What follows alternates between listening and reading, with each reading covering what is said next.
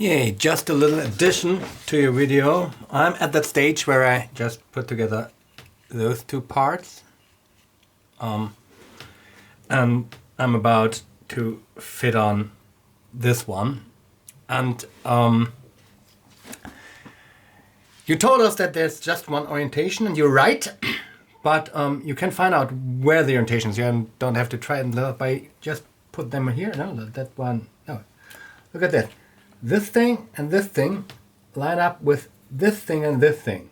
That's the reason why it doesn't work. So you can just line them up so they are fitting. That should be it. And let's see, not completely right, like that.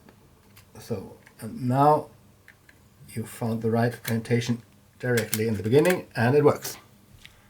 Hands up, thank you for the video. You can follow my channel if you want to. There's nothing happening here right now, not very much, but here's something, and I'm positive that there will be more. So just do it, doesn't hurt you. Yep, see ya.